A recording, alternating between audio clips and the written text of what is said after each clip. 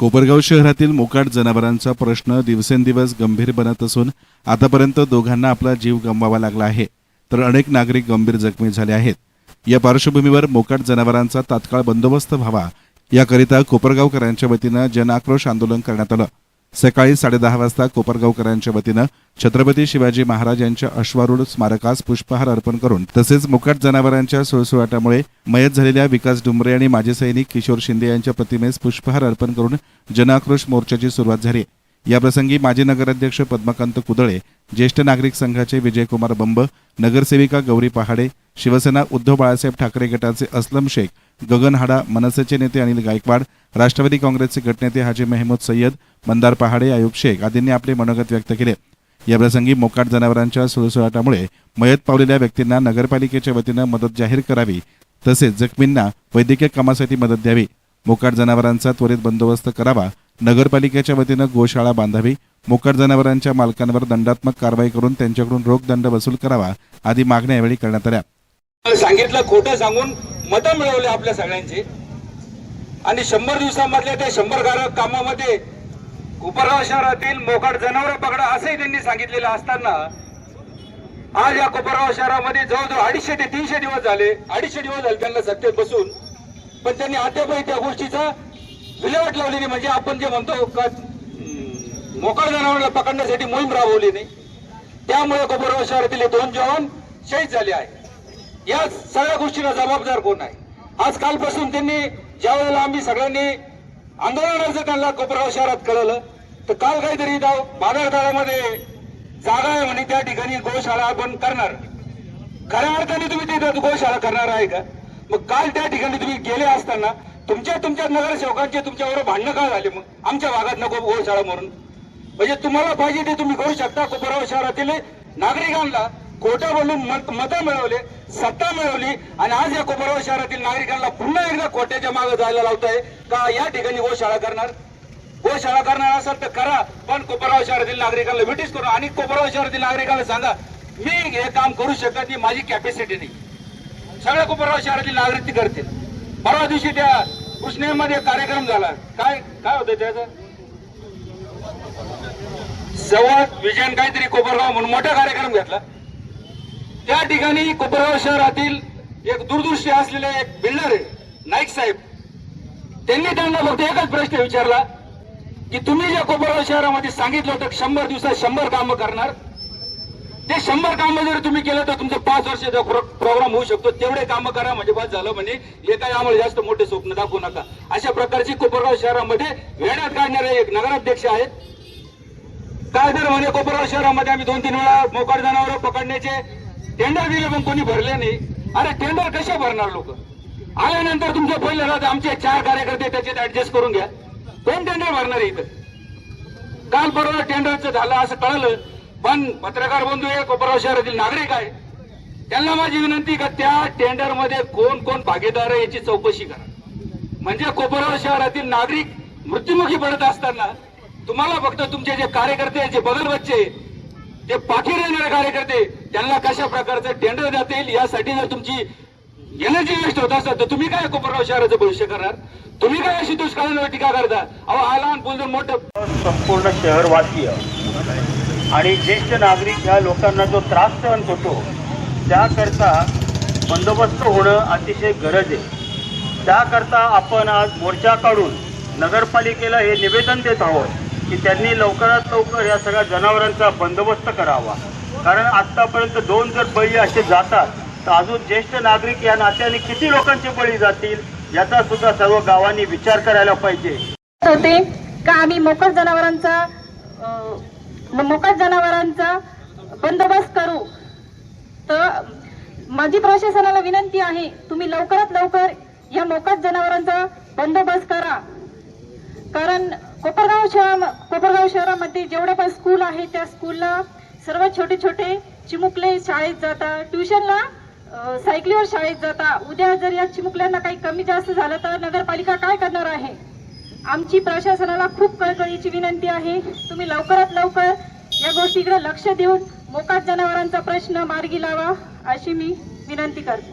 खरं तर आपण पत्रकार बंधूंच्या माध्यमातूनच या संपूर्ण महाराष्ट्राला कळलेली आहे का या 2 बंधूंचा त्या ठिकाणी बळी गेला. खरं तर अशा घटना या रोजच घडत आहे. आपण बघत आहे का शाळेतले विद्यार्थी असतील, महिला असेल, वृद्ध असेल, यांच्या सोबत देखील या घटना रोज घडत आहे. परंतु या कोणाकडे तक्रारी करणारे, या रोज रोज जाऊन तर नगरपालिकेमध्ये असेल किंवा त्यांच्याबद्दल कंप्लेंट करणार नाही ना. त्याच्यामुळे कुठेतरी त्यांच्या ते दुखापत त्यांना होती, हॉस्पिटलला जाता, त्याच्यानंतर त्यांचा उपचार घेता आणि शांत बसता. पण खरं तर मी आपल्या पत्रकार लोक बांधवांचा खरं तर आभार व्यक्त करेल का तुम्ही ही घटना संपूर्ण तुम्ही दाखवल्यामुळेच ही घटना या ठिकाणी आपल्या सर्वांना कळलेली आहे. आणि जे इथे उपस्थित नाहीत पण त्यांच्या भावना आमच्या बरोबर आहे की त्यांना वाटते की हे 2 जे जीव इथनं गेले ते केवळ 2 जीव नाही गेलेले, त्या कुटुंबावर पडलेला तो घाला आहे. त्यांच्या बायका, मुलांच्या, भावा बहिणीच्या, आई वडिलांच्या उद्ध्वस्त झालेल्या या सगळ्या भावनांचा जर कोणाला विसर पडत असेल तर मला वाटतं त्यासारखं दुर्दैवी असं एक घटना नाहीये. तुम्हाला या केवळ इतरांनाच, या लोकांनाच, या समाजालाच त्या मोकाट जनावरांचा त्रास होतो असं नाही, तुम्हाला सुद्धा त्रास होत असेल. त्या सत्ताधाऱ्यांचा असेल, त्या नगरपालिकेच्या सेवकांचा असेल, इथल्या पदाधिकाऱ्यांचा असेल, तुम्हाला सुद्धा निश्चित त्रास होत असेल. आणि मग तो त्रास दूर व्हावा म्हणून आम्ही पुन्हा पुन्हा प्रयत्न करतो. आदरणीय आमदार अशोकराव दादांनी 2 दिवसापूर्वीच चीफ ऑफिसर साहेबांबरोबर चर्चा केली आणि त्यानंतरही तुम्ही अजूनही दखल घेत नाही. अजूनही जनावरं इथे फिरतायत. ते मोकाट जनावरं मला वाटतं काही तुमचे नातेगोती आहेत का? हा, तुम्ही का त्यांना एवढं सांभाळता आणि इथे जिवंत माणसाचे जीव घ्यायला लागलेले आहात? तुम्ही थोडासा त्याचा विचार केला पाहिजे. या गावाला समृद्धी नसली तरी निदान सुव्यवस्था आणि सुशासन तरी मिळावं ही आमची माफक इच्छा आहे. केला अहो संदन साहेब, मी तुम्हाला विनंती करतो, 8 महिने झाले तुमचे, आता राहिले किती? 4 महिने, 4 वर्ष 4 महिने. अहो वेळ असं निघून जातो. फक्त खुर्चीची ऊब तिथं भोगत बसलेले उपयोग होत नाही.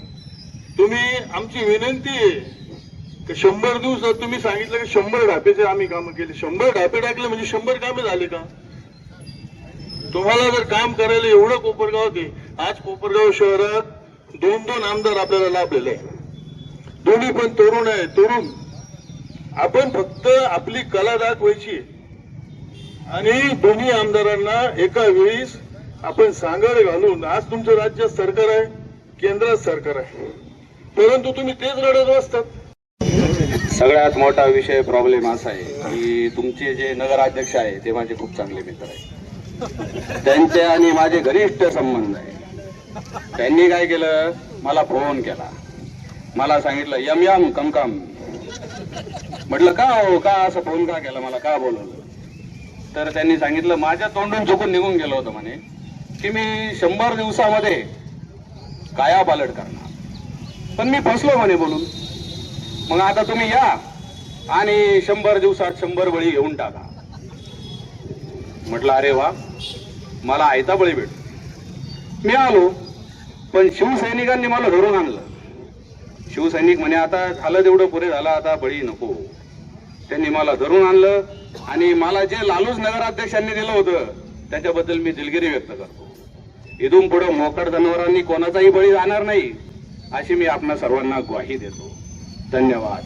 यम्मा यम्मा. अनेकांच्या मनोगतानंतर छत्रपती शिवाजी महाराज यांच्या अश्वारूढ स्मारकापासून जन आक्रोश मोर्चा निघून नगरपालिकेवर धडकण्यात आला. मोर्चा नगरपालिकेवर गेला असता मोर्चेकरांना पोलिसांकडून रोखण्यात आलं. यावेळी विविध घोषणांनी परिसर दणाणून गेला होता. यावेळी निवेदन नगरपालिका मुख्याधिकारी अजित निकत यांनी स्वीकारून मोर्चेकरांच्या भावना समजावून घेतल्या. तसेच मोकाट जनावरांचा त्वरित बंदोबस्त करू, लवकरात लवकर गोशाळा बांधण्याचं आश्वासन दिलं. सदरचं निवेदन शालेय विद्यार्थ्यांच्या हस्ते देण्यात आले. याप्रसंगी मुख्याधिकाऱ्यांनी आपलं मनोगत व्यक्त केलं. दुर्दैवाची गोष्ट आहे की मागच्या 1 महिन्यामध्ये आपल्या शहरामध्ये अशा 2 घटना घडलेल्या आहेत. त्या ज्या आहेत त्या एक ठिकाणी आपल्याकडे डुकराच्या धडकेमध्ये एकाचा मृत्यू झाला आणि परवा दिवशी म्हणजे 15 ऑगस्टच्या दिवशी दुर्दैवाने मोकाट जनावरांच्या धडकेमध्ये एका मेजरचा मृत्यू झाला. ह्या दोन्ही घटना दुर्दैवी आहेत. याबद्दल मी प्रथमतः माझ्या वतीने, पालिकेच्या वतीने या दोघांनाही श्रद्धांजली अर्पण करतो.